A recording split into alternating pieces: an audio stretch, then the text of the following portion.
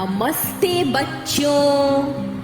आज रिमझिम दीदी आपके लिए जो कहानी लेके आई है उसका नाम है मन की भावना। बच्चों, एक शहर में एक बूढ़ा आदमी रहता था। उसके पास बहुत सारा पैसा था, धन दौलत था और वो अकेला ही अपने घर में रहता था। एक बार एक ठग था।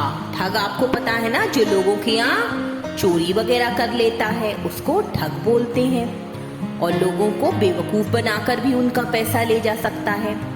तो वो चोर ठग उसी शहर में आया जिसमें ये बूढ़े अंकल रहते थे। उसने सारी पता करा कि अंकल कहाँ रहते हैं, उनके पास कितना पैसा है, वो अकेले रहते हैं या उनके साथ कोई रहता है, वो किस समय घर में मिलेंगे, किस समय बाहर मिलेंगे, और सारी बातें पता करके वो एक शाम को उनके घर के सामने से निकलने लगा। वो लंगड़ा लंगड़ा कर चल रहा था और आवाज कर रहा था,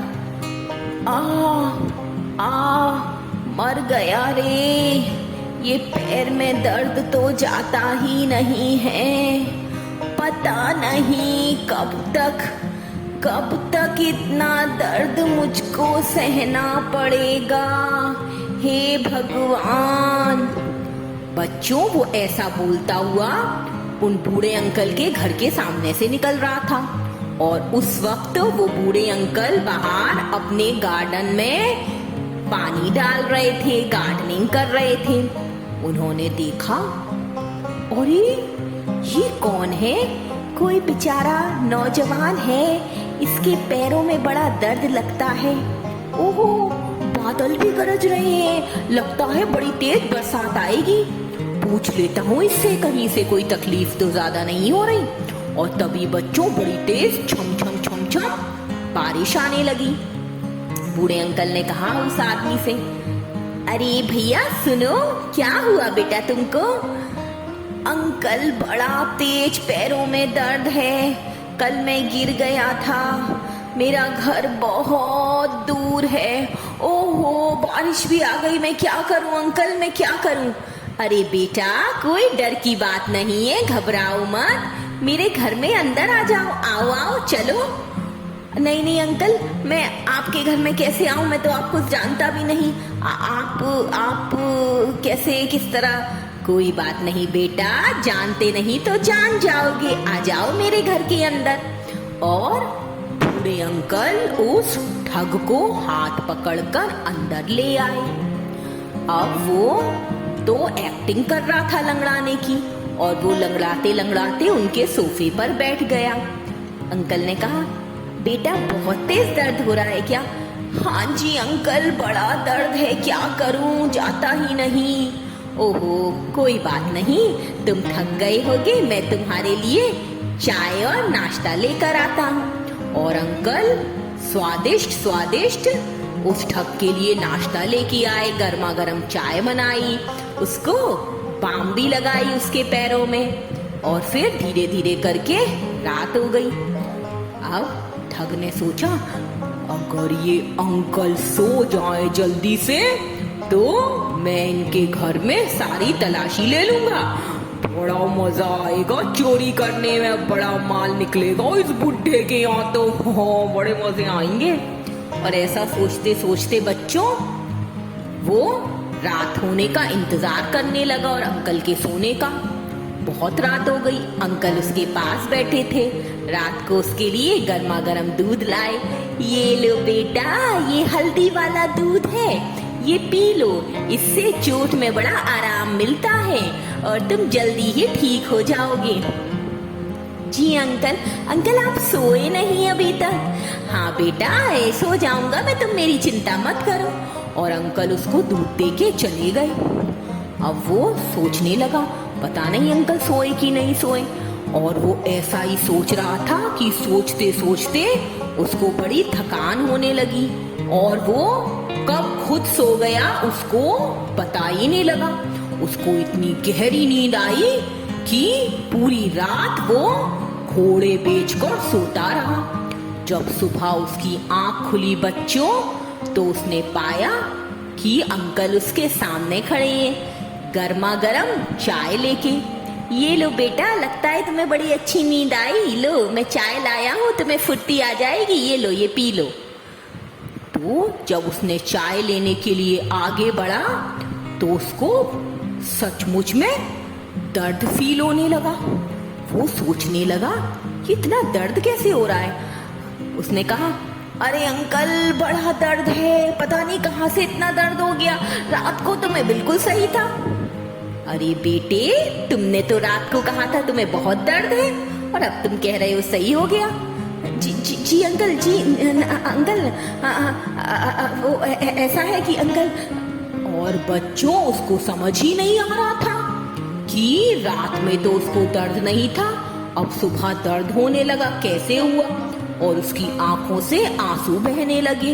वो बोला, अंकल अंकल मुझे माफ कर दीजिए, मैं दरअसल मैं एक ठग हूँ, आपके यहाँ चोरी करने के इरादे से आया था। रात को तो मैं बिल्कुल ठीक था, भला चंगा था, मैंने तो आपको झूठ बोला था अंकल। पर पता नहीं आज अभी अभी क्या हो गया, उठा ही नहीं जा रहा है बिस्तर से, बहुत दर्द हो रहा है पूरे शरीर में अंकल, ये कैसे हुआ पता नहीं मुझे। तब उसने देखा कि अंकल तो मुस्कुरा रहे थे और उसने अपनी सारी सच्चाई बता दी थी उनको। उसको समझ नहीं आया कि उसके मुंह से सारी सच्चाई कैसे निकल गई। और अंकल स्माइल कर रहे थे और अंकल ने कहा, अरे बेटा, मैं तो रात को ही तुम्हें देखकर समझ गया था कि तुम किस इरादे से मेरे घर आए हो, मुझे तो सब कुछ पता था तुम्हारे बारे में। अब बच्चों, वो ठग अंकल को देखता जा रहा था, उसको समझ नहीं आ रहा था कि ये सब कैसे हो गया। उसने कहा, अंकल पता नहीं मेरे मन से ये कैसे सारी सच्चाई निकल गई। मैं दरअसल में चोरी तो नहीं करना चाहता हूँ, एक अच्छा इंसान बनना चाहता हूँ, फिर भी मेरे मन से ये चोरी और ठगी करने का इरादा जाता ही नहीं है। ये कैसे हो गया अंकल, मैंने आपको सच्चाई कैसे बता दी।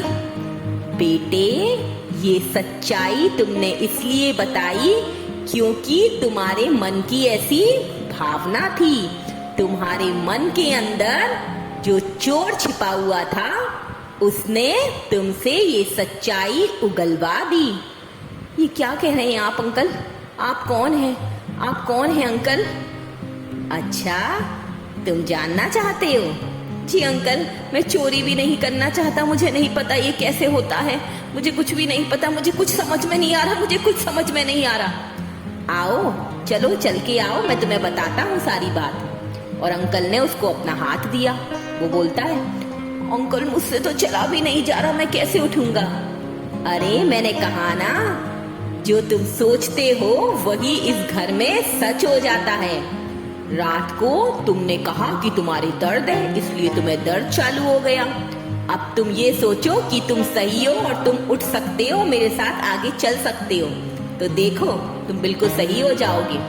और बच्चों, उस ठग ने ऐसा ही सोचा कि मैं तो उठ सकता हूँ, और वो तुरंत ही बेड से उठकर अंकल का हाथ पकड़कर आगे चलने लगा। उसका सारा दर्द एकदम से गायब हो गया और उसको समझ नहीं आ रहा था। फिर अंकल उसको एक तहखाने में ले गए, काली सी कोठरी में। उन्होंने उसका दरवाजा नॉक किया तो वो ठग डर गया। वो बोला, अंकल अंकल, ये आप क्या मुझे कोठरी में बंद करने वाले हैं, आप क्या मुझे वहाँ तहखाने में बंद कर देंगे। अरे नहीं बच्चे, तुम्हारे जैसे ही कई लोग जो झूठ बोलने और ठगने के लिए मुझे आए थे, मैंने उनके इरादों को वहां बंद किया हुआ है, घबराओ मत, आओ।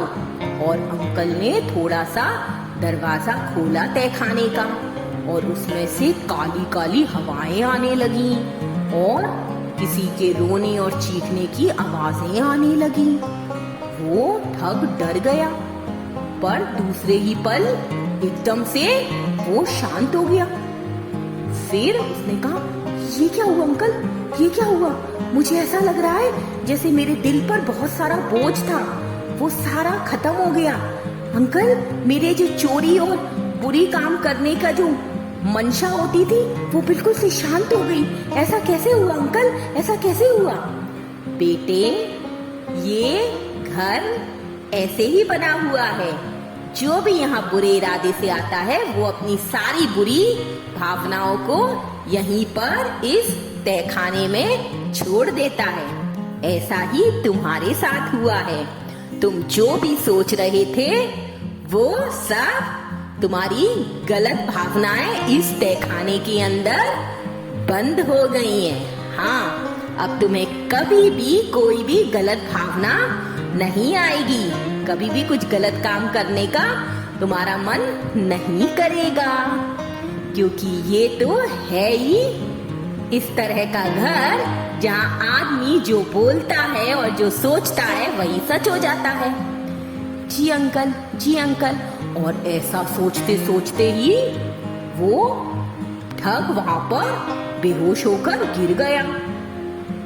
जब थोड़ी देर बाद उसकी आंखें खुली तो उसने क्या पाया पता है आपको बच्चों? उसने देखा कि वो तो एक खुले मैदान में पड़ा हुआ है, एक पेड़ के नीचे। ना तो वहां कोई अंकल है और ना ही वो घर है जो रात को जिसमें वो आया था। अब उसको समझ आया कि ये तो उन्हीं लोगों के लिए घर और अंकल हैं जो गलत भावना और गलत इरादे रखते हैं जीवन में, और उनको इन चीजों से छुटकारा मिल जाता है उस घर में आकर।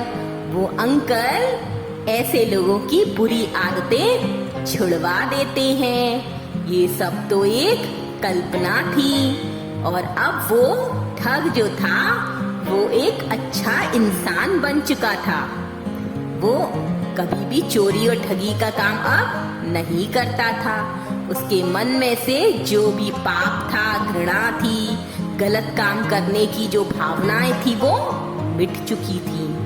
तो बच्चों, ऐसा ही होता है। अपने मन की भावना शुद्ध और अच्छी रखो तो हमेशा आप भी अच्छे ही काम कर पाओगे जीवन में। है ना अच्छी कहानी? और कितनी अच्छी शिक्षा देती है ये आपको। हमेशा सच्चाई पर चलकर अच्छे काम करो। ओके बच्चों, गुड नाइट, स्वीट ड्रीम्स।